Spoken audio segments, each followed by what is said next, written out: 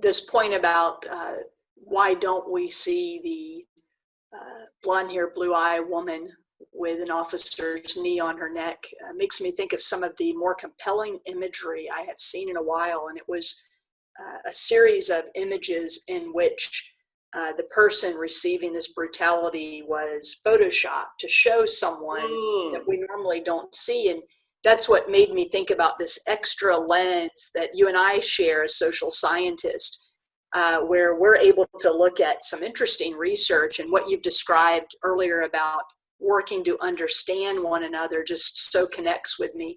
And that's this empathy gap, and the racial empathy gap in this conversation in particular, where people feel more empathetic towards others that they believe are more similar to them. And at a fundamental level, we all have that similarity.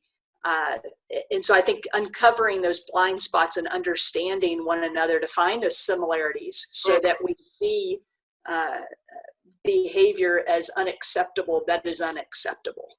And I had an interesting experience this semester with, because we went online, and you tend to think of Wake Forest students as, relatively well off, and they don't have the same problems that other groups may have because we're a private institution, all those things. And I had a student that was struggling and could not figure out why. And then after talking to him, and it took a while for him to open up, he was having a very, very difficult time at home. His parents were going through a divorce. There were financial issues and health issues, lots of things going on in his life. And me just looking at him as a white male student, privileged, wealthy white male student, I said, well, you can't have any problems. What kind of problems do you have? But he did. And until I realized that, I had a very different opinion of him. So just seeing his humanity and the fact that it doesn't matter who you are, you have challenges and struggles and opportunities that may be different, where some people might be struggling to put food on the table. Others might be struggling with a health issue. Those are very different, but no one is immune to problems. And we should all try and understand what those issues are that others are going through. Yeah, that bridge, we've just seen so many studies that if you can make that bridge of understanding, finding the similarities between one another, that we are in fact more empathetic. Well, let's talk about brands for a moment. As marketing professors, my goodness, this has been an interesting time as always, and we've witnessed several brands from food products to musical bands change their names, and in some cases the imagery associated with that brand. When I think about this, I think companies often think in the short run. It's one of my hopes that our students will be business professionals that are thinking about the long run, that are asking questions about their own blind spots. And I use as an example after I learned what a minstrel show was really about, I would find it very difficult for any person to support anything with that related imagery. And so in some cases, it's understanding the origins of this brand imagery to be aware before we can make a change. What's your view on this process of what we're seeing some brands do in more recent months? I think it's overdue.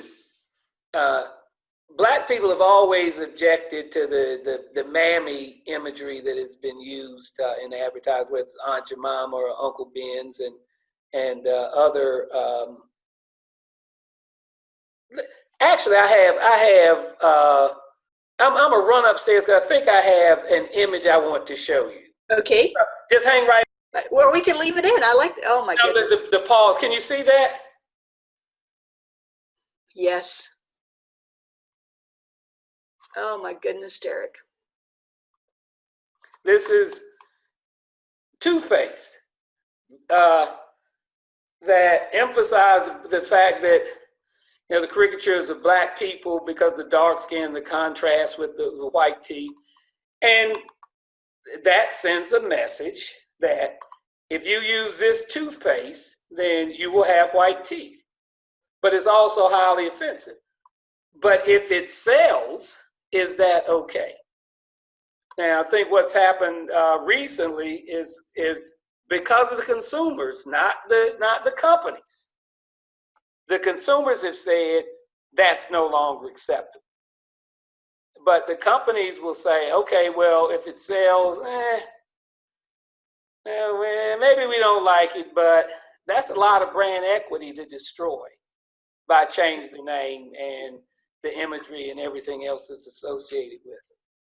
Now, is it because the consumers, the demographics of the consumers themselves are changing, or consumers in general are saying, this is no longer acceptable to have this kind of imagery on our packaging or in our logos or names or anything else? And I think probably it's a little bit of both because at least in the United States, the population is becoming more diverse, where the kind of imagery when you were 90% white doesn't fly anymore. So that's a good thing.